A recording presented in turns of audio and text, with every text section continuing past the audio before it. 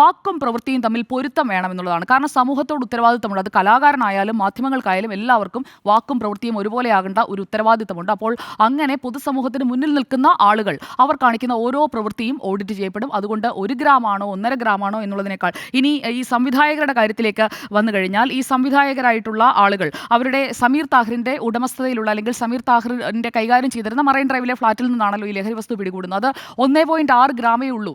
4-5 വർഷമായി തങ്ങൾ ലഹരി ഉപയോഗിക്കുന്നവരാണെന്ന് ഈ സംവിധായകർ തന്നെ വെളിപ്പെടുത്തി കഴിഞ്ഞിരിക്കുകയാണ്, അല്ലെങ്കിൽ അങ്ങനെ മൊഴി നൽകി കഴിഞ്ഞിരിക്കുകയാണ്. അപ്പോൾ 4 വർഷമായി നമ്മളതിനെ കണക്ക് കൂട്ടുകയാണെങ്കിൽ ഒരു ദിവസം ഉപയോഗിക്കുന്നതിനായി 1.6 ഗ്രാമാണ് അവരുടെ കൈവശം ഉണ്ടായിരുന്നതെങ്കിൽ 4 വർഷം കൊണ്ടത് 2336 ഗ്രാമായി മാറും. അല്ലാതെ 1 കിലോ ഹൈബ്രിഡ് കഞ്ചാവുമായിട്ടൊന്നുമല്ല ഉപയോഗിക്കുന്ന ആളുകളൊന്നും നടക്കുന്നത്. അവർക്ക് ഉപയോഗിക്കാനുള്ള സാധനവുമായിട്ടാണ് അവർ നടത്തുന്നത്, അല്ലെങ്കിൽ അവർക്ക് ആവശ്യമുള്ള സ്റ്റഫ് മാത്രമാണ് അവരുടെ കയ്യിലേക്ക് എത്തുന്നത്. അല്ലാതെ ഇത് മുഴുവൻ കൊണ്ട് കൂട്ടിയിട്ട് കത്തിക്കുകയൊന്നും അല്ലല്ലോ ചെയ്യുന്നത്.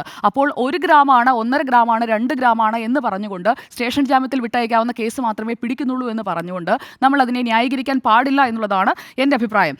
ഈ മക്കളെ ഡ്രഗ്സ് ഉപയോഗിക്കരുത്, അത് ചെകുത്താനാണെന്ന് പറയുമ്പോൾ അതിൽ വേടൻ പറയുന്നതിൽ വേടൻ എന്ന ഹിരൺദാസ് മുരളിക്ക് ഒരു ആത്മാർത്ഥത വേണം. ഇനിയെങ്കിലും വേടന് ആ ആത്മാർത്ഥത ഉണ്ടാകണം എന്നതാണ്. ഇപ്പോൾ പുറത്തിറങ്ങിയതിനു ശേഷം കൂടുതൽ കാര്യങ്ങൾ പറയാം എന്നൊക്കെയാണ് വേടൻ അങ്ങോട്ടേക്ക് പോകുമ്പോഴേക്കും കസ്റ്റഡിയിലെടുത്ത് കൊണ്ടുപോകുമ്പോൾ പറഞ്ഞത്.